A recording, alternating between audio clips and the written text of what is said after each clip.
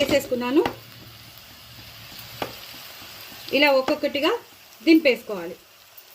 దింపేసుకుని అలాగే మనం ఏవైతే పచ్చిమిరపకాయలు యాస్టీస్గా వేసామో అవి కూడా ఇలా వేసేసుకోవాలి. వేసేసుకుని పైనుంచి ఇలా జల్లేసుకోవాలి. జల్లేసుకుని అప్పుడు మూత పెట్టేసుకోవాలి. కాసేపు అయ్యాక మళ్ళీ మనం మిక్సీలో ఉన్న వాటర్ వేసి ఫ్రై చేయొచ్చు అనమాట, అంటే కలపచ్చు అనమాట. ఫస్ట్ అయితే ఇది ఇలాగే మనం ఎంత కావాలంటే అంత పొడి వేసేసుకోవచ్చు. వేసేసుకుని ఇలా కలిపేసుకోవాలి. ఎక్కువ కలపకుండా చాలా సాఫ్ట్గా నిదానంగా కలుపుకోవాలి. దీని ఒక 2 మినిట్స్ తర్వాత మీకు మళ్ళీ చూపిస్తాను.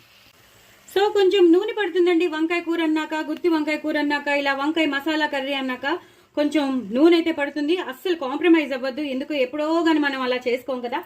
చేసుకునేటప్పుడు మాత్రం చక్కగా టేస్టీగా చేసేసుకుందాం. సో ఇలా మొత్తం అంతా ఈ కూరలో ఇలా నిగనిగలాడుతూ ఉన్నాయి చూసారా. ఈ టైంలోనే మనం అంత వేగిపోయి ఉన్నాయి కాబట్టి ఈ టైంలోనే మనం ఏదైతే నేను వాటర్ చెప్పానో ఆ వాటర్ కొంచెం కొంచెం పోసేసుకోవాలి. పోసేసుకుని ఇలా కదిపేసుకోవాలి. కదిపేసుకుంటే ఏమవుతుందంటే మొత్తం కూర ఈ పౌడర్ ఏదైతే ఉందో ఆ వాటర్తో సహా లోపలికి వెళ్ళిపోయి మొత్తం కూర అంతా టేస్టీగా ఉంటుందన్నమాట. సో అందుకని మగ్గడానికని వేసినాం. ఈ కూరలో ఈ పౌడర్ అంతా మగ్గిపోతుంది ఈ వంకాయల్లో. సో అందుకని వేసినాను అనమాట.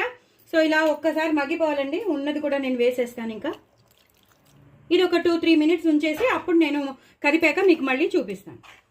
చూసారు కదండి, అంతా దగ్గర పడిపోయింది. కూర చాలా టెంప్టింగ్గా ఉంది. మీకు టెంప్టింగ్గా ఉందా? సరే, ఎలాగే ఉంటుంది. మీరు కూడా చేసుకోండి, హ్యాపీగా తినేచ్చు. ఎంత బాగుందో చూడండి.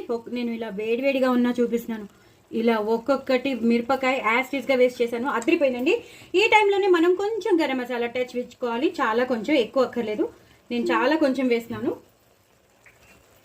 అలాగే లాస్ట్లో కొత్తిమీర కొంచెం, కరివేపాకు, అలాగే కొత్తిమీర మాత్రం ఎక్కువ వేసుకోండి. నేను కొంచెం షార్ట్గా దాచుకున్నాను. ఎక్కువ వేసుకుని చక్కగా లాస్ట్లో మాత్రం కంపల్సరీ ఈ పౌడర్ని కంపల్సరీ ఇలా వేయండి. ఇలా వేస్తేనే ఈ వంకాయ కూరకి టేస్టీ. అంతేనండి. అప్పుడు ఇలా కలిపేసుకోవాలి. నా ఛానల్ని సబ్స్క్రైబ్ చేసుకోండి, సపోర్ట్ చేయండి. మరిన్ని రెసిపీస్ మీ ముందు ఉంటాయి. చాలా చాలా టేస్టీ అయిన రెసిపీస్ మీ ముందు తీసుకొస్తాను. బట్ వెరీ వెరీ టేస్టీ అండి. ఈ కూరని మాత్రం మీరు వదులుకోవద్దు. శనగపిండి వేసి డ్రై రోస్ట్ చేసిన శనగపిండితో చేసిన కూర చాలా చాలా టేస్టీగా ఉంటుంది. చూడడానికి టెంప్టింగ్గా ఉంది. పిల్లలు వదిలిపెట్టరు, పెద్దవాళ్ళు అసలు వదిలిపెట్టరు. ఒక్కసారి చేసుకుంటే అసలు వదిలిపెట్టరు. సో డూ ట్రై అండి. నా ఛానల్ మాత్రం సబ్స్క్రైబ్ చేసుకోవడం అసలు మర్చిపోవద్దు. బాయ్ అండి.